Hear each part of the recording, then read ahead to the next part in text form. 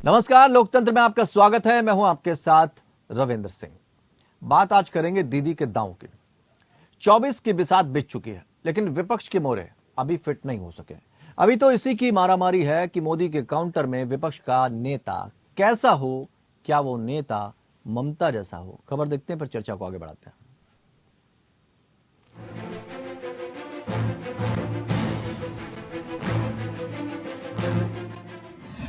ममता ने फिर खोला मोर्चा। बंगाल से दहाड़ बीजेपी को ललकार। 24 के चैलेंज की तैयारी। अब की बार ममता की बारी। दीदी फिर गुस्से में है, हल्ला बोल दिया है। अब की बार आर या पार। टीएमसी सुप्रीमो और पश्चिम बंगाल की सीएम ममता बनर्जी हाल के वर्षों में बीजेपी की सबसे बड़ी चैलेंजर बनकर उभरी हैं। पश्चिम बंगाल में तो मोर्चा ममता ने फतेह कर लिया है। अब दिल्ली की बारी है और इसी की तैयारी है। तारीख का ऐलान हो गया। 29 मार्च को ममता दिल्ली कूच कर रही हैं। 29 से 30 मार्च को दिल्ली में ममता का धरना। हल्ला बोल के पीछे ममता ने पश्चिम बंगाल की केंद्र में बकाया राशि को बहाना बनाया है, लेकिन राजनीति के जानकारों की राय में असली मकसद एक तीर से दो निशाने साधना है। ममता का निशाना नंबर 1, ईडी और सीबीआई के इस्तेमाल के खिलाफ दबाव की रणनीति। दरअसल ममता बनर्जी की सरकार में मंत्री मलय घटक पर कोयला तस्करी के इल्जाम है। ईडी ने उन्हें 29 मार्च को ही तलब किया है।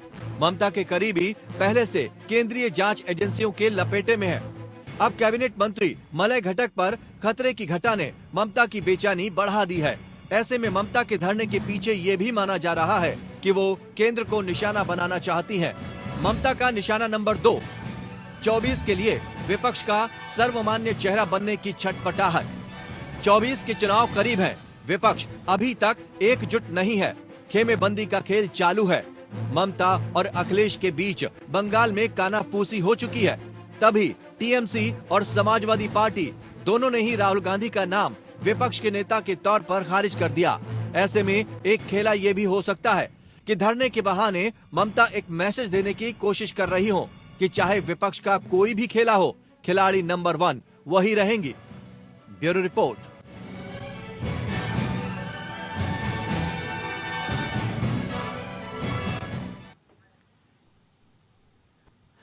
तो दीदी का ये जो दांव है 2024 के लिए, कांग्रेस के लिए तो खतरनाक है, लेकिन क्या बीजेपी के लिए भी ये खतरनाक है, इसको हमें समझना होगा। क्योंकि विपक्षी एकता की कुछ समय तक बात की जाती रही है, उसके बाद अचानक सबने अपना अपना रुख अलग कर दिया, खासकर कांग्रेस को दरकिनार कर दिया और बाकी लोग, बाकी दल मिलकर एक मंच पर आने की कोशिश करने लगे। ऐसे में राहुल गांधी और कांग्रेस अलग थलग पड़ते नजर आ रहे हैं। अब क्या होगा विपक्षी एकता का? और दूसरी तरफ जो हुंकार भर रही हैं ममता बनर्जी, उसको हम समझते हैं कि आखिर इस हुंकार के मायने क्या है। क्या लगता है ममता को कि वो किस आधार पर 2024 के लिए कांग्रेस का विकल्प बनती नजर आएंगी, या फिर ये देखा जाएगा कि वो अपने आप को पीएम पद के चेहरे को लेकर भी कैश कराती हुई नजर आएंगी। लेकिन इतना आसान होगा ये सब चीजें, ये भी देखना होगा। 4 खास मेहमान इस चर्चा में हमारे साथ शामिल रहेंगे, आपको उनसे रूबरू करा देते हैं। संजय सरकार, प्रवक्ता टीएमसी, माधवी अग्रवाल, प्रवक्ता भारतीय जनता पार्टी, रमेश श्रीवास्तव, प्रवक्ता आम आदमी पार्टी, और रत्नाकर सिंह, प्रवक्ता कांग्रेस। सभी मेहमानों को बहुत बहुत स्वागत करते हैं। संजय सरकार जी, दीदी एकदम अलग थलग, उनको लगता है 2024 के लिए एक तो कांग्रेस का विकल्प वो है, ऐसा लगने लगा है शायद।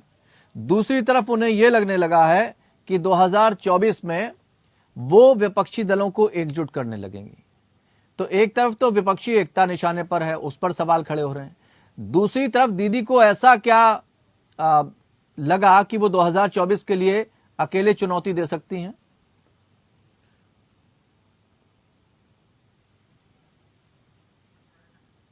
संजय जी, आवाज आ रही है आप तक?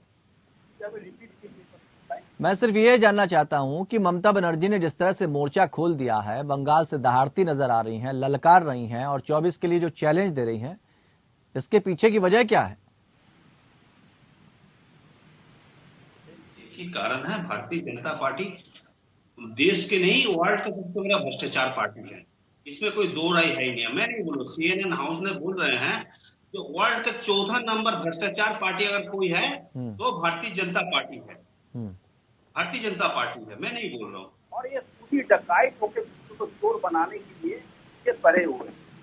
तो खुद ही मतलब डकायत बन के जब बैंक से कितना करोड़, आपको 29 करोड़ रुपए बैंक लूट हो चुके हैं। मैं एक चीज आपको छोटे एक नमूना पेश करता हूँ। सौरभ पांद्रे बोल के एक सोशल एक्टिविटीज थे, आरटीआई किया था reserve bank of India. Reserve bank of India में आरटीआई करने के बाद शक्ति दास उसको आंसर में दिया है। उस समय बताया गया तो 10 लाख करोड़ रुपया बैंक घोटाला हुआ है, 30 आदमी बैंक घोटाला किया है, 29 आदमी जो है गुजरात के है। इससे संजय सरकार जी, सवाल यह है कि ऐसा बूस्टर डोज क्या मिल गया ममता बनर्जी को जो उनको लगने लगा कि अब वो जो है कांग्रेस का भी विकल्प बनेंगी और प्रधानमंत्री नरेंद्र मोदी को भी चैलेंज कर देंगे। मैं उस बूस्टर डोज की बात कर रहा हूं। जो बातें आप कर रहे हैं वो तो आम आदमी पार्टी भी कर रही है, वो तो बाकी विपक्षी दल भी कर रहे हैं। नया क्या कर रहे हैं आप? ठीक है, देश की जनता जो है ये तय कर चुके हैं। ममता दीदी देखिए एकमात्र है जो मोदी को झटका दे सकते हैं। तो हम बंगाल में जिस ढंग से झटका दे दिया, पूरा कैबिनेट टीम आके माइग्रेंट जैसे यहाँ पर माइग्रेंट लीडर जैसे यहाँ पर बैठ गया। जैसे माइग्रेंट बार्ड होता है, माइग्रेंट लेबर होता है, माइग्रेंट लीडर भी पूरा बंगाल में आकर बैठ गया था। मोदी जी को उसमें टोन करते करते थे, गली में माओवादी लड़का लोग जैसे नहीं करते, उसी टाइप से बात करते थे। नतीजा क्या हुआ, हम 293 में 213 सीट लेके हम कितने वक्त सत्ता में आ गए। और देश की ये जनता तय कर लिया है जो नरेंद्र मोदी को अगर कोई दे सकता है तो एक ममता बनर्जी इससे कोई दे ही नहीं सकता है। हिम्मत जो कलीजा जो है ये 56 इंच का नहीं है, 112 इंच का कलीजा है। और ये खरगोश का कलीजा नहीं है, ये बिल्कुल एक शेरनी का कलीजा है। और नहीं, जिस बात से देखिए एक सिंपल सा सवाल समझिए संजय सरकार जी, कोई व्यक्ति ताकत का इस्तेमाल तब करता है या अपने आप को बड़ा तब दिखाता है जब उसके पास कोई ऐसी पावर मिल जाए या उसे कोई ऐसा अलादीन का चिराग लग जाए जो उसे लगता है कि अब तो उसे कोई मात ही नहीं कर सकता। आप कांग्रेस को दरकिनार कर रहे हैं, खुद को आगे रख रहे हैं, तो भाई वो बात तो बता दीजिए जिससे आपकी ममता दीदी की ताकत पता लगे कि वो चैलेंज कर सकती हैं। आप राज्य तक ही तो सीमित है ना, आप राष्ट्रीय स्तर पर चैलेंज देने की बात कर रहे हैं। देश को जो जनता ही है ममता दीदी को चाहते हैं। हाँ। उससे क्या बोल रहे हैं, आप एक ही स्लोगन चारों तरफ से आ रहे हैं, एक ही नारा चारों तरफ से है, दीदी पर 240 के साड़ी, देश में सबसे शक्तिशाली नारी। ये तो अभी देश में आवाज उठा रहे, जनता आवाज उठा रहे, हम नहीं, जनता आवाज। रह गया कांग्रेस के बाद में, कांग्रेस क्या किया है लास्ट 10 साल में? भारतीय जनता पार्टी इतना बड़े बड़े मुद्दा छोड़ के मैदान में छोड़ के बैठ गए थे, देश से आप मिलाना और गले मिलाने छोड़कर और कुछ नहीं कर पाए हैं, कुछ नहीं कर पाए हैं। और राहुल गांधी को देश के मुख्य विपक्ष दल मानने के लिए भी तैयार नहीं है। मैं आपको आज की तारीख में अगर कोई कर सकते हैं तो एक ममता दीदी छोड़ के कोई है ही नहीं हिंदुस्तान में मोदी जी को खिलाफ लड़ाई करने के लिए। अच्छा। है ही नहीं। और इसमें अगर दीदी प्रधानमंत्री बनने के लिए नहीं, देश को सेवा करने के लिए और देश को भ्रष्टाचार मुक्त करने के लिए, देश को जैसे कि बैंक बेच दे रहे हैं, कोल सेक्टर बेच दे रहे हैं, पोर्ट सेक्टर बेच दे रहे हैं, आपको एयरपोर्ट बेच दे रहे हैं, आपको नहीं, वो तो अलग चीज है ना। आपको लगता, आप देखिए वही बात अरविंद केजरीवाल भी कर रहे हैं, वही बात आप भी कर रहे हैं। बिल्कुल हम, लेकिन ये जो चीजें हैं पहले हजम भी तो होनी चाहिए, जनता को भी तो ये समझ में आना चाहिए। रमेश जी आपके पास आना चाहेंगे, वो कह रहे हैं कि ममता से बड़ा कोई चेहरा है नहीं जो प्रधानमंत्री नरेंद्र मोदी को 2024 में टक्कर दे पाए। अरविंद केजरीवाल लगातार जिस तरह से चैलेंज कर रहे हैं उसको भी दरकिनार कर दिया उन्होंने। चलिए रत्नाकर जी के पास आते हैं, उनका संपर्क कट गया है रमेश जी का। रत्नाकर जी, ये हालत हो गई है, कांग्रेस का साथ कोई लेना नहीं चाहता, लेकिन भारत जोड़ो के बाद ये कहा जा रहा था कि राहुल गांधी की जो इमेज है वो बदल गई। अभी भी कोई विपक्षी दल मानने को तैयार नहीं है, वो तो कह रहे हैं इमेज भले ही बदली हो लेकिन परिपक्वता जो आनी चाहिए वो नहीं आई है। देखिए रविंद्र जी, विपक्षी दल या क्षेत्रीय दल जो है वो क्या कहते हैं, ये अपने उनकी राजनीतिक जो है एक रणनीति होती है, उस रणनीति के हिसाब से वो बयान देते रहते हैं। ममता दीदी की ही बात ले लीजिए, आपने कई बार इस प्रश्न को पूछा कि आखिर किस आधार पे ममता बनर्जी या अपने आप को प्रधानमंत्री का चेहरा मान करके और वो मानने की कोशिश कर रही है और विपक्षी दल उनको नेता चुनेगा, किस आधार पे? आपने सरकार जी से पूछा, ये बार 2-3 बार पूछा, लेकिन सरकार जी के पास कोई जवाब था नहीं। मैं यही कहना चाहूंगा उसके ऊपर कि घर में नहीं दाने और अम्मा चली चुगाने। बात यहाँ पे ये है कि आज जो है ये इनका जो धरना प्रदर्शन का जो तारीख की घोषणा की गई है 29 और 30 तारीख की, तो कहीं न कहीं ये धरना प्रदर्शन किस चीज के लिए हो रहा है, ये एक आपका रिपोर्ट ही देख करके उसमें पटाक्षेप हो रहा था कि ये धरना प्रदर्शन कहीं अपने मंत्रियों को जो भ्रष्टाचार के आरोप में घिरे पड़े हैं, जो कैश कांड में बरामद, जो कैश देखा, पूरा देश ने देखा कि किस तरह से ममता बनर्जी के मंत्री जो है अपने घरों में 52 करोड़ कैश रखते हैं, 102-3 करोड़ की प्रॉपर्टीज जो है उनके नाम होती है। तमाम मंत्री है इनके कईयों के ऊपर, बड़े नेताओं के ऊपर जो है उनके ऊपर जांच चल रही है, तो उनको बचाने की कवायद में वो जो है इस तरह का काम कर रही हैं। अगर ममता दीदी सही में अगर लोकतंत्र को बचाने की कवायद करती, अगर ममता दीदी सही में जनता का भला के लिए कोई काम करती, तो वह निश्चित रूप से जो जनता से जुड़े हुए मुद्दे मतलब वो सत्ता में ऐसे ही आ गई सदन में। वो पश्चिम बंगाल की सत्ता में फिर से इसलिए तो नहीं आई कि उन्होंने कुछ किया नहीं है, कुछ किया होगा तभी तो आई है ना। देखिए रविंद्र जी, मैं कुछ दिन पहले, कुछ महीने पहले कहूँगा, मैं पश्चिम बंगाल में ही था और नॉर्मली आप जानते हैं कि हम सामाजिक जो है बहुत लोगों से बात करते हैं और उनका ओपिनियन लेने का काम करते हैं। जब भी हम जाते हैं तो पूछते हैं भाई की सरकार के बारे में क्या है, वहाँ के विपक्ष के बारे में क्या है। मेरा यह व्यक्तिगत राय है कि ये अगली बार चुन के नहीं आएंगे। उसका कारण ये है कि ये तमाम घोटालों में जो, चलिए वो नहीं चुन के आएंगे, लेकिन सवाल ये भी उठता है ना कि क्या अमेठी से और रायबरेली से कुछ इमेज अच्छी हो पाएगी, ये भी तो फिर सवाल किए जाएंगे ना। माधवी जी, आपके पास आना चाहेंगे। अब तो ममता जी सीधे सीधे चैलेंज दे रही हैं, ममता वर्सेस मोदी होगा 2024 में, घबराना चाहिए क्या नहीं बीजेपी को? जी बिल्कुल नहीं घबराना चाहिए बीजेपी को, और इसमें घबराने की बात नहीं है। घबराना विपक्ष को चाहिए और विपक्ष घबरा रहा है। यही कारण है कि इनकी जो गतिविधियां हैं वो अक्सर चुनाव आने के पहले बढ़ जाती हैं। इसके पहले भी आप देखें, चाहे इलेक्शन इससे पहले जब हुआ था तब भी 2014 से लेकर अभी तक जितनी बार भी इलेक्शन आए लोकसभा के, उस समय आम चुनाव के पहले इन लोगों की जितने भी विपक्षी दल है वो आपस में इसी तरीके की गतिविधियां करते हैं। और सबसे बड़ी बात है कि इन विपक्षी दल का कोई लीडर नहीं है, सभी लीडर हैं, जितने भी दल के लोग हैं सभी अपने आप को प्रधानमंत्री की दावेदारी प्रस्तुत करते हैं और कहते हैं पहले मायावती थी, अभी ममता बनर्जी है, फिर इधर राहुल के साथ में इनकी बन नहीं रही है। जब ये विपक्षी दल की बैठक बुलाते हैं तो जो कांग्रेस है वो उसका बॉयकॉट करती है। तो ये जो गतिविधियां हैं बहुत ही स्वाभाविक है और होती हैं, होनी भी चाहिए।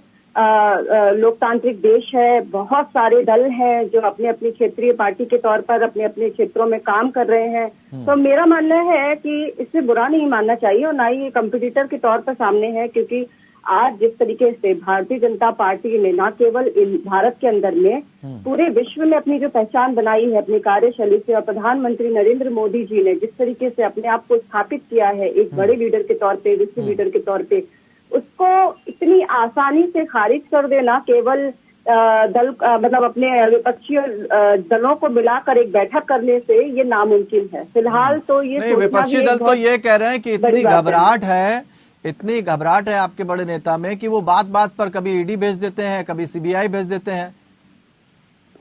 नहीं, ये तब माना जाता अगर जहां ईडी जा रही है, जहां सीबीआई जा रही है, क्या वहां पे करप्शन नहीं निकल के आ रहा?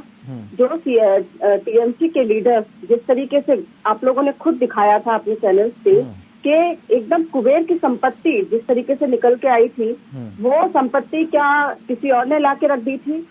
तो ये कमाल की बात है कि भाई आप करप्शन कर रहे हो और वहाँ जो संस्थान है वो अपने काम कर रही है और वहाँ पे आम आदमी पार्टी के नेता बोल रहे हो कि ये भाजपा की साजिश है और जो आम आदमी पार्टी के नेता संस्थान है, जो देश की बड़ी संस्थान है, ईडी, सीबीआई, इन पर आप उंगली उठा रहे हो। तो ये तो मतलब समस्या की बात है कि भाई आप कुबेर बन के बैठे हैं। आम आदमी पार्टी के नेता संजय सिंह को अभी मैं सुन रहा था एक चैनल पे, तो उन्होंने कुछ पोस्टर दिखाए, उन पोस्टर में लिखा था बीजेपी हटाओ देश बचाओ। कह रहे हैं 100 मामले दर्ज कर दिए गए उनके ऊपर। बोले इस पोस्टर में ऐसा क्या है कि 100 एफआईआर दर्ज हो गई? देखिए, कानूनी तौर पर जो पोस्टर लगाने का एक जो नियम है, उस नियम का उल्लंघन करने से वो जो उस नियम के उल्लंघन करने के तहत जो कार्रवाई होनी चाहिए वही कार्रवाई की जा रही है। ना पोस्टर पे इसमें क्या उल्लंघन है? प्रिंटिंग सारे हाउस का विपक्षी नाम दल है, लगाते ना हैं। किसी पार्टी का नाम है, और आप लोकल जगहों पर जो लगा रहे हैं वो जो नियम आपने तोड़े हैं उस नियम के तहत कार्रवाई होगी। ठीक तो है, इसमें ठीक है। क्या बुरा मानना है? आप क्यों ऐसे नियम तोड़ रहे हैं जिससे कार्रवाई हो रही है? आप अपना नाम सीना ठोक के करिए ना। आप गुजरात की तरफ थोड़ा सा ले जाएंगे। आप खाली हाँ, एक भाषण मिनट देने तक, नहीं, एक आप मिनट बोल बस रहे एक सवाल पूछ लें। गुजरात की तरफ थोड़ा सा ले जाना चाहेंगे आपको। जब ये जवाब मांगा गया था आयोग की तरफ से कि उसमें सबको अपना अपना ब्यौरा अखबारों में देना है, तो जो ब्यौरा दिया गया था आपराधिक रिकॉर्ड को लेकर भी जो ब्यौरा दिया गया था अखबारों में, वो या तो गुजराती भाषा में था, और जो असली ब्यौरा था वो इतनी छोटा था कि उसे पढ़ना मुश्किल हो जा रहा था। फिर वो क्या था जो मानकों का उल्लंघन हुआ? ये सवाल मेरे लिए आपने पूछा, मेरे से पूछा है? जी जी जी जी, क्योंकि गुजरात इलेक्शन को काफी समय हो गया है और आज चर्चा दूसरे विषय पे हो रही है, लेकिन फिर भी नहीं, हमने इसलिए इसको मैंने बोला क्योंकि आपने छपने की बात करी कि किसी कंपनी का नाम नहीं था, तो वो मानक जो थे ना, उस मानक के ऊपर हमने बात करी। मानक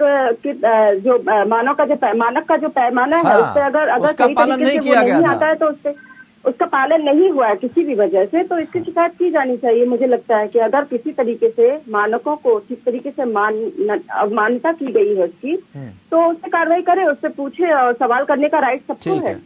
ये तो कोई भी विपक्षी दल जो करना चाहे वो कर सकते हैं। रत्नाकर जी कुछ पूछना चाहते हैं? जी, दो बात कहना चाहूंगा और जल्दी से कहना चाहूंगा ताकि आप जो है आपके प्रवक्ता को समय दे सकें। जी जी जी। मेरी बहन अभी कह रही थी कि विपक्षी दल जो है घबरा गए हैं इस समय, इसलिए जो है ये सारी चीजें हो रही हैं। मैं आपने बिल्कुल सही प्रश्न उठाया, मैं वही बात करने जा रहा था कि भारतीय जनता पार्टी की घबराहट का आलम ये है कि आज उनके खिलाफ अगर कोई नारे वाला पोस्टर, कोई मोदी जी का ऐसा कोई बुराई नहीं, अरे मोदी हटाओ देश बचाओ, वो तो सदन में भी सारे लोग अपना प्ले कार्ड लेकर प्रधानमंत्री का नाम लिखकर बिना नाम के पोस्टर आप लोग लगा रहे हैं, ये आपके डर को बताता है। अरे नाम लिखिए ना, कौन से प्रिंटिंग हाउस में छपा है? आप नाम लिखिए तब लगाइए। आम आदमी पार्टी की तरफ से छप रहे हैं, जो ट्रक है वो आम आदमी पार्टी के ऑफिस से निकल रहा है, उसकी कार्रवाई हो रही है, तो आपको बुरा लग रहा है? ये कैसी बात है? माधवी जी एक मिनट। हाँ, रत्नाकर जी वो कह रहे हैं कि जब आपको करना ही है, हमला किसी पर अटैक कर रहे हैं, शब्द बाण किसी पर छोड़ रहे हैं, तो फिर नाम भी दीजिए ना। हाँ, मैं बता रहा हूँ ना आपको, नाम दीजिए। मैं इनको बता रहा हूँ। देखिए, ये आज इतने घबरा गए हैं कि एक नारा जो दिया गया है, मोदी हटाओ देश बचाओ, वो अगर नारे का कोई पोस्टर लगाया जा रहा है तो ये 100 लोगों को पूरे शहर को आप बंद कर देंगे पोस्टर लगा के। एक मिनट माधवी जी, एक मिनट माधवी जी, एक मिनट माधवी जी, आपके पास आ रहे हैं। एक मिनट, उनकी बात पूरी हो जाए फिर आपके पास। उदाहरण दे देता हूँ, आपको उदाहरण दे देता हूँ। ये कुछ उसी तरह की कार्रवाई देखने को मिल रही है। और ये इनके जो मोदी जी की इमेज है उसको इतना जो है कह सकते हैं कि नहीं, वो इमेज की बात ही नहीं कर रही है माधवी जी, इमेज की बात नहीं कर रही है। वो ये कह रही है नियमों का उल्लंघन हुआ है, कहां से प्रिंट कराया कुछ पता ही नहीं है, इसलिए वो सवाल खड़े कर रहे हैं। वो इस बात पे सवाल वो कह रहे हैं कि आपको अगर आरोप लगाने हैं या आपको अगर लगता है किसी के खिलाफ कोई बात आवाज उठानी है तो उठाइए, लेकिन नाम लीजिए ना, और कहां से छपाया कम से कम ये भी तो पता चलना चाहिए। ये कहना चाह रहे। हाँ रविंद्र जी, मैं समझ गया इनकी बात। हाँ। प्रिंटिंग प्रेस का नाम होना चाहिए। हाँ। वो जो सही जगह पे छपना, वो उसको स्टिकर को लगाना चाहिए, ये सारी बातें अपनी जगह पे है। हाँ। लेकिन 100 लोगों का एफआईआर करा के उनके कार्रवाई करना और इस तरह से इनके इमेज को खराब, मोदी जी के इमेज को खराब करने की कोशिश जो कर रही है विपक्षी पार्टियां, इनको इतनी घबराहट हो जा रही है कि वो ये मनसा पाले बैठे हैं, राजनीतिक हथकंडा अपना रहे हैं इसमें। अगर मैं कहना चाहूंगा, मैं उदाहरण देना चाहूंगा इसमें कि इंदिरा गांधी जब गरीबी हटाओ का भी उन्होंने जब नारा लगाया था तो विपक्ष है अपना काम करेगा ही ना। उस समय भी ऐसे बैनर लगाए गए थे, इंदिरा हटाओ देश बचाओ। हमने तो नहीं कहा था गिरफ्तार कर लो इनको और इनको जेल में डाल दो, और ये उस तरह की प्रक्रिया कर रहे हैं मोदी जी जिस प्रकार जब गुलामी के पहले, देश के गुलामी के पहले अंग्रेज किया करते थे। और जब अब जरा हम रमेश जी का भी व्यू ले लें, उनका जेल में डालने का काम करते थे। रत्नाकर जी, कुछ उसी प्रकार की तानाशाही सरकार हो गई है। ठीक है, चलिए ये एक आपकी बहुत अच्छी चीज है रत्नाकर जी, ये एक आपकी बहुत अच्छी चीज है, इसमें कोई शक नहीं। ये बहुत अच्छी चीज है रत्नाकर जी आपकी कि कम से कम आप इस बात को मानते हैं कि इंदिरा गांधी ने ऐसा एक काम किया था जो ठीक नहीं था। ठीक है, ये बहुत अच्छी बात है। नहीं, ऐसा मैं बिल्कुल नहीं मानता। सुन लीजिए, उन्होंने अच्छा, अब मैं आ रहा हूँ आपके पास, आपके पास लगाया था। ठीक है, आप आ रहे हैं। आप से पूछा, उसकी सफाई देने का मुझे समय दीजिए। नहीं, गलती कहाँ है जो सफाई दे रहे हैं? मैंने गलती नहीं की, मैंने गलती की बात ही नहीं करी सर, मैंने गलती की बात नहीं। हम आ रहे हैं आपसे सफाई ले। रमेश जी का अभी थोड़ा व्यू रह गया, नहीं तो फिर काफी ज्यादा वक्त हो जाएगा आपके पास, आपका भी जवाब ले रहे हैं। रमेश जी, हर कोई जुटा है कि विपक्षी दलों को अपने साथ ले आए और समान विचारधारा वाले दल, लेकिन खुद किसी के साथ जाने को तैयार नहीं है। अब केजरीवाल साहब भी यही कर रहे हैं, जो नॉन कांग्रेसी मुख्यमंत्री हैं उनका ग्रुप बनाने पे जुटे हुए हैं। तो क्या चल रहा है? सब अपने अपने आप को बड़ा दिखाएंगे तो फिर तो सब खुद छोटे हो जाएंगे। ईगो शांति की नहीं है, जो आप ईगो ढूंढने का प्रयास कर रहे हैं, ईगो इसमें नहीं है।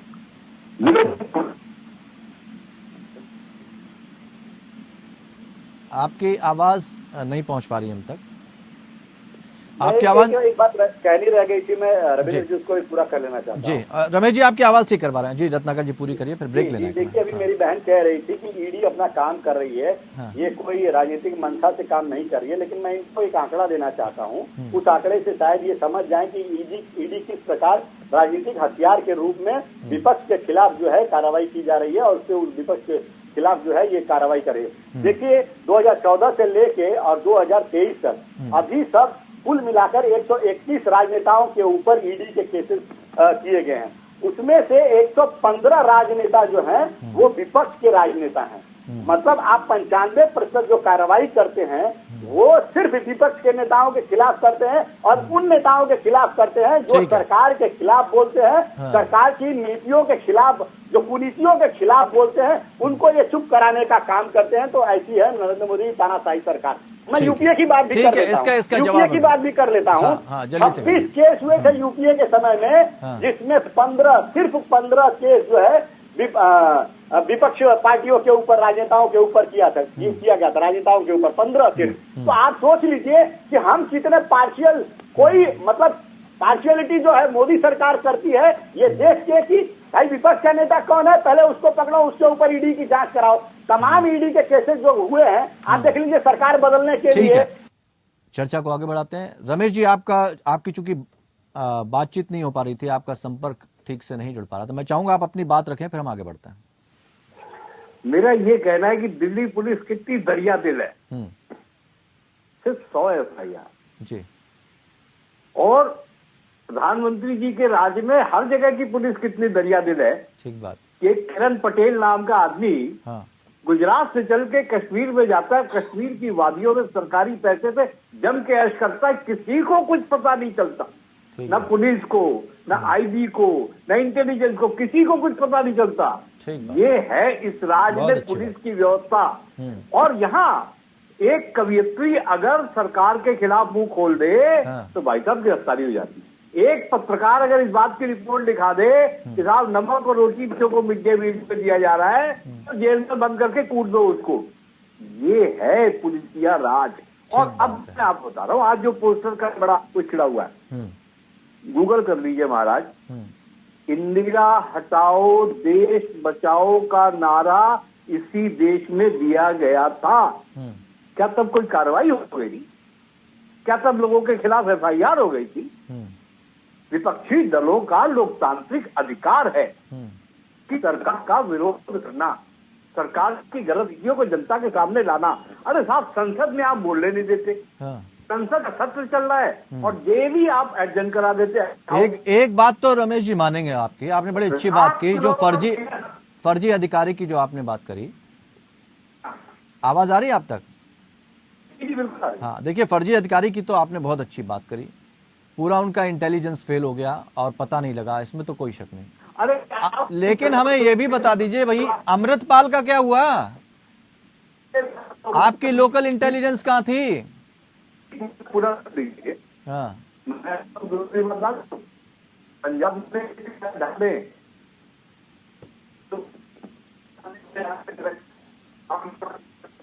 आप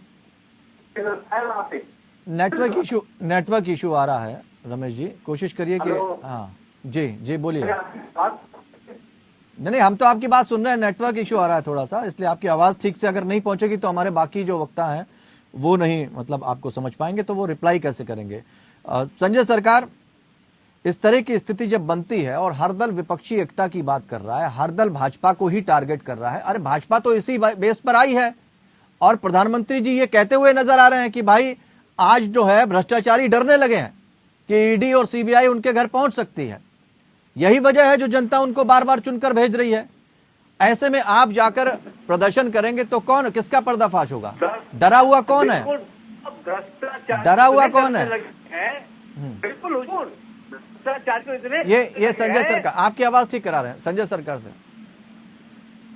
मैं पहले रचनाकार जी को जवाब दे देता हूँ। बंगाल में हम लोग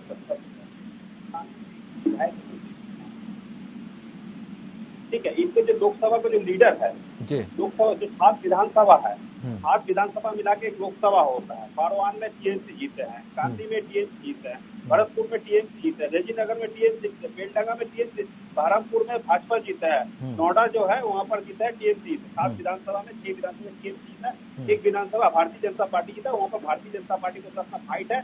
2,53,333 वोट से भारतीय जनता पार्टी को अपना कॉन्टेस्ट हो रहा है। कांग्रेस 3.5 लाख वोट से पीछे है। यहाँ पर अपना का विपक्ष के जो लीडर है, जो ये जिस शब्द का आप इस्तेमाल कर रहे हैं ना, इस पर माफी मांगनी पड़ गई थी किसी को, है ना, और बहुत तगड़ी फटकार लगी थी। आप भी ये समझ लीजिए जब आप इस तरह का अटैक करते हैं तो ऐसा ना हो फिर आप तो माफी मांगनी पड़ जाए। माधवी जी आपके पास आना चाहेंगे। विपक्षी दल ज्यादातर ये कह रहे हैं और यही ममता बनर्जी का चैलेंज भी है कि आप जिस तरह से जांच एजेंसियों का इस्तेमाल कर रहे हैं, विपक्षी दल को दबाने की कोशिश कर रहे हैं। अभी आंकड़ा जो रत्नाकर जी ने बताया 121 नेता ऐसे हैं जिनके ऊपर जांच बैठी है, लेकिन तो क्या उनकी जांच लेकिन तो बैठी सत्ता, हुई है, एक मिनट उसमें सवाल सुन लीजिए, लेकिन सत्ता पक्ष के ऊपर कोई आंच नहीं आई, वहां सब दूध के धुले हैं।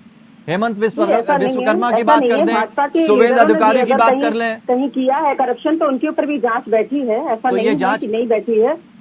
नाम गिना देता हूँ। नारायण जी रविंद्र जी, एक मिनट, मैं बीच में नहीं बोल रही थी, अभी मुझे बोलने दीजिए। हाँ रविंद्र जी, मैं ये बोल रही हूँ कि सत्ता पक्ष अपना ऐसा नहीं है कि सौतेले व्यवहार की तरह कार्रवाई कर रही है। विपक्षियों का काम है इरिटेट होना, उनको तो कैसे भी करके कोई ना कोई ब्लेम करना है, उनको इल्जाम लगाने हैं और उनको राजनीति भी करनी है, सीधी सी बात है। मैं सिर्फ इतना सवाल पूछना चाहती हूँ कि ईडी के जहाँ पर भी छापे पड़ रहे हैं, जहाँ पे भी सीबीआई के छापे पड़ रहे हैं, क्या वहाँ करप्शन सामने नहीं आ रहा है? आपने अभी देखा जो संजय सरकार जिस तरीके से बातें कर रहे हैं, तो इनका जो विपक्षी दल का जो संगठन है वो कितना मजबूत है, वो आपको सामने प्रत्यक्ष रूप से दिख गया कि आपस में कितनी प्रतिद्वंदिता है, एक दूसरे के प्रति कितना द्वेष है। इस तरीके का संगठन लेकर ममता बनर्जी अगर सोचती है कि वो एकल चल के और अपने आप को प्रधानमंत्री के रूप में स्थापित करने की कोशिश करेंगी तो उसको बाकी के लोग सब आगे बढ़ा के कारपेट बिछा देंगे, ऐसा तो हो नहीं सकता। संजय सरकार है, आम आदमी पार्टी की मैं बात कर रही हूँ कि वो लोग दोषारों पर तो बहुत कर रहे हैं, लेकिन जिस तरीके से खालिस्तानियों ने वहाँ पर पुलिस चौकियों में आग लगाई, आगजनी की, आक्रमण किया, उस समय उनकी कहाँ पर थी सारी सोच? वहाँ पे उस समय उनकी सरकार क्या कर रही थी? नहीं माधवी जी एक मिनट, संजय सरकार हो चाहे रमेश जी हो चाहे कांग्रेस की तरफ से वो ये कह रहे हैं कि अगर ईडी इतनी सक्रिय है तो अडानी मामले पर क्यों नहीं जांच बैठी? पता तो करे कम से कम पैसा कहां से आया, कहां लगा, कहां गया। और वो दूसरी तरफ उन्होंने एक सवाल ममता बनर्जी ने और किया, एक सवाल ममता बनर्जी ने और किया, एक सवाल माधवी जी एक मिनट पूरी बात सुन लीजिए। एक सवाल ममता बनर्जी ने और किया कि एक तो राज्यों का जीएसटी का पैसा नहीं जा रहा, दूसरी तरफ मनरेगा में 100 दिन के काम का एक भी पैसा नहीं दिया, तो फिर इरिटेट तो होगा, नाराजगी तो व्यक्त करेगा ये इंसान। ममता बनर्जी ने कहा ना कि नहीं मिला है, लेकिन वो तो ये भूल गई अम्फान तूफान आया तो सबसे पहले प्रधानमंत्री जी यहाँ पर आकर उन्होंने जितने भी उन्होंने जो दिया वहाँ पर फंड दिया, वो फंड का क्या हुआ? आपको कोई भी कार्रवाई, कोई भी जानकारी हम लोगों को नहीं, पूछ रहे कितना दिया, वो पूछ रहे कितना दिया, कितना पैसा दिया, कितना पैसा दिया, कहाँ दिया, कौन से ये फंड में दिया, बोलो ना। नहीं आपके हिसाब से तो कोई फंड दिया ही नहीं है, आपके हिसाब से तो मनरेगा का भी फंड नहीं दिया गया है, तो आप क्या सवाल पूछ रहे हैं? आप सवाल क्या पूछ रहे हैं? ये तो पूरे सबसे पहले 100 करोड़ सबसे पहले आके उन्होंने दिया था। और जिस तरीके से अम्फान तूफान की बात लोकल सरकार, अरे पूछ रहे कितना दिया, जब राज्य सरकार ने कितना दिया, कहाँ दिया? मैं तो प्रत्यक्ष रूप से देख रही थी कि क्या यहाँ पे बनी हुई थी तूफान के समय में लोगों तक सही तरीके से सारी सुविधाएं पहुँचने की बजाय आपस में ही लड़ाई कर रहे थे कि ये पेड़ हमारा है, वो पेड़ हमारा है। तो ये तो हालात थे बंगाल के अंदर, तूफान की वजह से पेड़ गिरे थे। संजय जी एक मिनट, संजय जी माधवी जी, काउंसिलर दूसरे काउंसिलर से लड़ रहा था। माधवी जी संजय ये जानना चाहते हैं कि अगर पैसा दिया है तो किस फंड से दिया, कैसे पहुंचा, कितना पैसा दिया गया? जिस फंड से सारे राज्य सरकारों के पास जाता है संजय सरकार जी मैं आपको जवाब दे रही हूँ। जिस तरीके से सारे राज्यों में फंड जाता है दिया, आपको ज्यादा जानकारी लेंगे तो आप यहाँ बैठ के बताइए ना कि क्यों नहीं आया है। आप पता करके रखिए ना। नहीं पाते आपको बस ना डाटा है ना कुछ है। नहीं आप तो बहुत अच्छा बोल रहे हैं, वो तो हम लोग देख रहे हैं, लेकिन मैं आपको रत्नाकर जी कुछ कहना चाह रहे हैं। एक मिनट संजय जी, एक मिनट संजय जी, माधवी जी, संजय जी जो मैं बोलना चाहती हूँ और जो बोलना उचित होगा ठीक मैं है। अपनी तरफ से आपके हिसाब से आपके शब्दों को अपने मुंह में रख के बोलूंगी क्या? ठीक बात है, ठीक है। माधवी जी कुछ पूछना चाहते हैं? रत्नाकर जी, संजय जी एक मिनट, संजय जी एक मिनट, रत्नाकर जी जल्दी से पूछें। ईडी की जो है निष्पक्षता की बात कर रही है मेरी बहन, अभी ये अगर उत्तर नहीं दे पा रहे हैं, इसकी वजह से 5 दिन से संसद को जो है ये चलने नहीं दे रहे हैं। हम प्रश्न पूछना चाहते हैं, इतिहास में पहली बार हो रहा है ठीक है, इस पे जवाब ऐसा हो रहा है कि जब तक विपक्षी पार्टियां सदन में पहुंचती है उसके पहले ही सत्ता पक्ष के नेता लोग वहाँ पे अभी हम इस ताकत पर बात कर रहे हैं जिस पर ममता बनर्जी माफी मांगो। एक मिनट पूरा कर लेता हूँ अपनी बात। आज जो मुद्दा है उसी पर बात करूंगा। हाँ ठीक। जब तक विपक्षी पार्टियों के नेता अगर सदन में पहुंचते उसके पहले ही सदन में इनके सत्ताधारी नेता जो है, सांसद जो है, वहाँ पे माफी मांगो करके और लोकसभा के जो स्पीकर हैं वो सदन को स्थगित कर देते हैं। अगर इनके प्रवक्ता कहते हैं खराब आदत है, मेरी बड़ी एक खराब आदत है, अगर सामने वाला मेरी बात सुनता नहीं तो मैं उसकी हर बात में मैं अच्छा ठीक है एक मिनट। अब जरा रमेश जी आपकी बात में शांति से सुना जी। रमेश जी के अधिकार क्षेत्र में मत जाइए, रमेश जी को भी कुछ बोलने दीजिए, उनका सबसे कम वक्त उनको मिला, सबसे कम वक्त सिर्फ खत्म करना चाहता हूँ। एक लास्ट बात कहूंगा सिर्फ, ये मिर्जाफर बोलते हैं राहुल गांधी को, आप मिर्जाफर बोलते हैं राहुल गांधी को, जो लोकतंत्र के खिलाफ खड़ा है ये जयचंद लोग हैं। ये अरे रत्नाकर जी देखिए, अब ये बात मत करिए रत्नाकर जी। अगर ये बात करेंगे तो गद्दाफी किसने बोला था प्रधानमंत्री को? क्या चीज? गद्दाफी किसने बोला था प्रधानमंत्री को?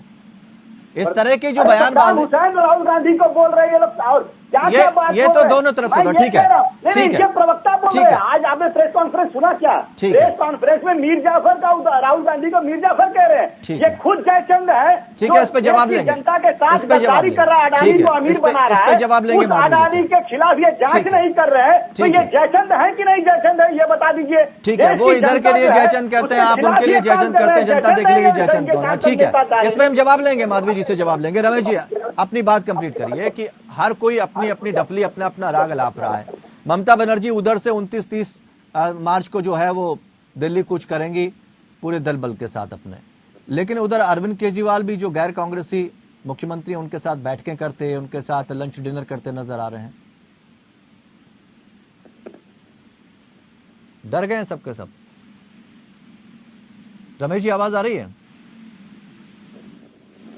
रमेश जी आज घबराहट इतनी, नेटवर्क भी नहीं पहुंच रहा उन तक रमेश जी से। रत्नाकर जी जल्दी से बात पूरी करिए, आगे जाए। रविंद्र जी मैं उसको पूरा करना चाहता हूँ बड़ी शांति जी।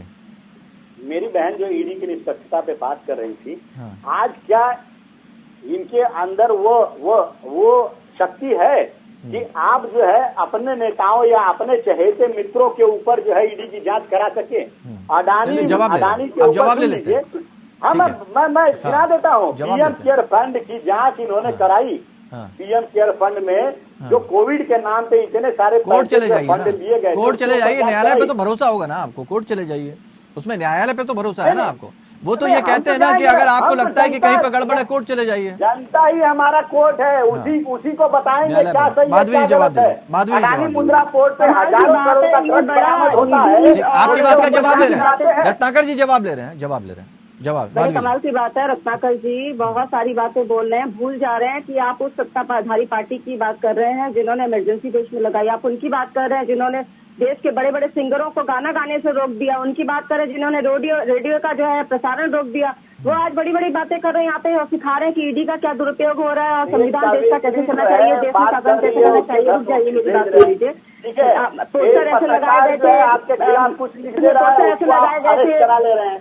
इंदिरा गांधी जी ने कुछ नहीं कहा, इंदिरा गांधी जी ने क्या कहा? ठीक है, ठीक है, रमेश जी जुड़ गए, रमेश जी जुड़ गए, ठीक है, माधवी जी, रत्नाकर जी, रत्नाकर जी, रत्नाकर जी, रत्नाकर जी, एक मिनट, एक मिनट, एक मिनट, माधवी, रत्नाकर जी, एक मिनट, रत्नाकर जी, के खिलाफ आप कर रहे हैं, रत्नाकर जी, इमरजेंसी, ठीक है, हम वो जवाब ले रहे हैं, जवाब ले रहे हैं। रमेश जी जुड़ गए हैं, उनको सबसे कम वक्त मिल पाया, इसलिए मैं थोड़ा चाहता हूं उनका व्यू एक मिल जाए। रमेश जी, आवाज आ रही है आप तक?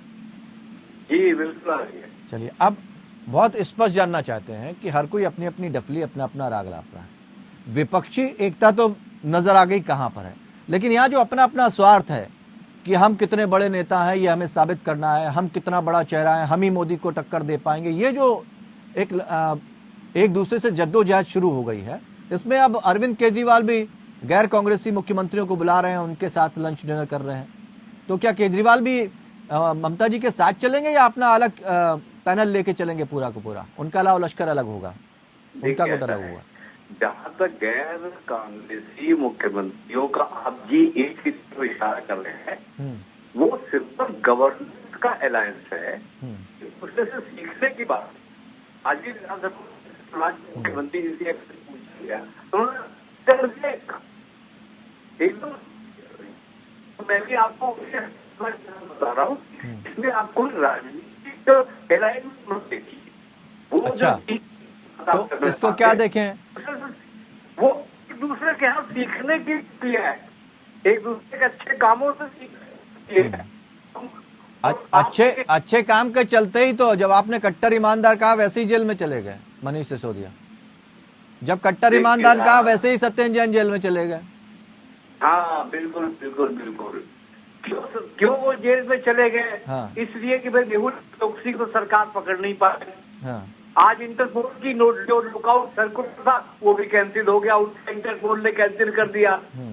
विजय माल्या भागा, आप पता नहीं चले, ने भी बहस हुई तो कहा गया बस आने ही वाला है, पलक पावड़े बिछा करके देश इंतजार, तो लोकसभा चुनाव तो शायद ना आ पाएंगे।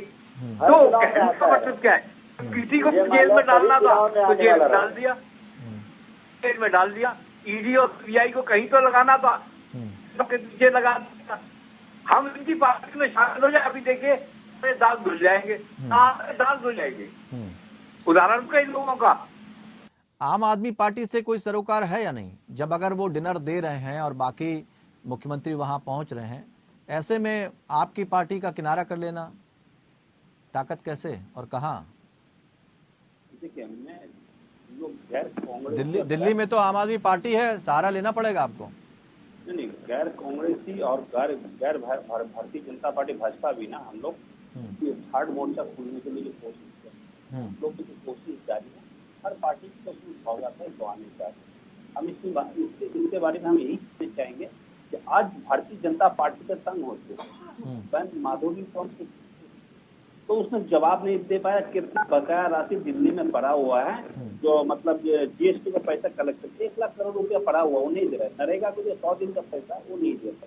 तो हजारों कमेटी, हजारों टीम भेज रहे हैं यहाँ पर, सब इंस्पेक्शन करके जाता है। अरे हमारा सवाल सुना आपने संजय सरकार जी? सवाल समझ पाए आप हमारा? हाँ, मैं सवाल समझ पाया। मैं तो सिर्फ ये जानना चाहता हूँ, आप जो हम लोग, मुझे इस सवाल का जवाब चाहिए। संजय जी एक मिनट, सवाल समझ लीजिए, मुझे सिर्फ इस सवाल का जवाब चाहिए कि जब गैर कांग्रेसी मुख्यमंत्रियों की बैठक बुलाई गई है, वहां पर मिलना चाहते हैं, वहां पर डिनर रखा गया है, उसमें ममता बनर्जी और नीतीश जी भी नहीं आए। ममता बनर्जी भी कांग्रेस से दूरी बनाए, बावजूद इसके वो इस गठजोड़ के प्रति उदासीन क्यों नजर आई, ये जानना चाहते हैं आपसे। देखिए, बंगाल में जो चुनाव हुआ था, फिलहाल जो बाई इलेक्शन हुआ था, मैं आपके सागरदिघी में जो बायरन विश्वास कांग्रेस की तरफ से जो खड़े हुए थे, भारतीय जनता पार्टी को जो शुभेंदु अधिकारी है, रात के अंधेरे में जाकर वहां पर जाकर प्रचार किया है। हाँ, तो गोवा में आपने भी तो हरवा दिया था।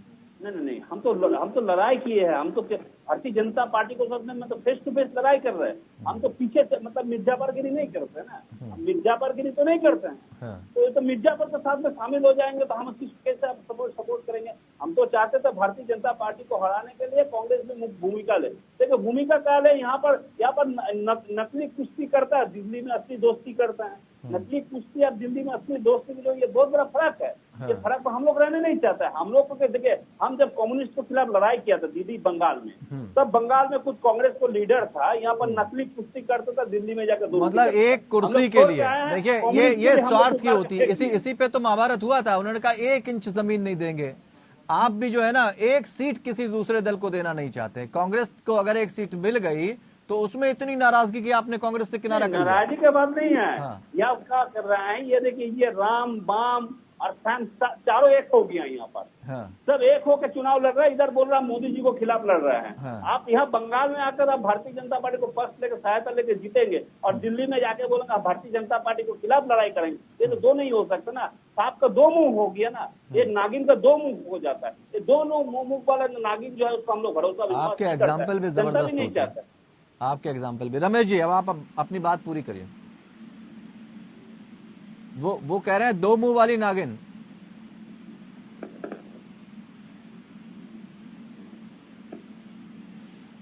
रमेश जी आज कुछ गड़बड़ है, आपकी आवाज हम तक नहीं पहुंच रही। हम बहुत क्षमा प्रार्थी हैं आपसे।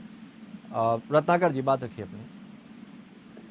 पैनल से गुजारिश है कि रमेश जी की वॉइस जल्दी से ठीक करवाएं। एक चीज जो है, हारने से इतना तिलमिला जाते हैं। हाँ। सोचिए कि ये राजनीति में सबको जगह दी जाती है, सबको सम्मान दिया जाता है, सबके साथ लड़ाई लड़ी जाती है। अगर आप एकला चलो का नारा लेकर के चलेंगे तो किस तरह से इस फांसीवाद ताकत के खिलाफ आप लड़ पाएंगे? कहीं न कहीं सारी विपक्षी दलों को, रत्नाकर जी एक मिनट, रत्नाकर जी थोड़ा सा रत्नाकर जी थोड़ा सा रोकेंगे। रमेश जी का हम जवाब लेते हैं। रमेश जी भाई देखिए, अभी हमारे कांग्रेस के भाई कुछ कह रहे थे। हाँ। मैं वहीं से शुरू करूंगा जी। 2019 में हमने ही कांग्रेस जैसी बड़ी पार्टी को प्रस्ताव भेजा था। ठुकराया किसने था? ओके, सभी जानते हैं। मना किसने किया था? सभी जानते हैं। अब हमारे टीएमसी के भाई साहब कह रहे थे, देखिए मेरा सीधा सा कहना है कि जिस तरह रास्ते अनेक हो सकते हैं लेकिन मंजिल एक ही है, तो हर दल हो सकता है अभी अपने अपने तरीके से संघर्ष करता हुआ नजर आ रहा हो, लेकिन लक्ष्य सबका एक ही है कि इस तानाशाही प्रवृत्तिवादी सरकार से देश को मुक्त करना है और एक लोकतांत्रिक व्यवस्था की पुनर्स्थापना करनी है। तो वो लक्ष्य सबका एक है और अभी किसी ने अपने अलाइनमेंट्स को फाइनलाइज नहीं किया है।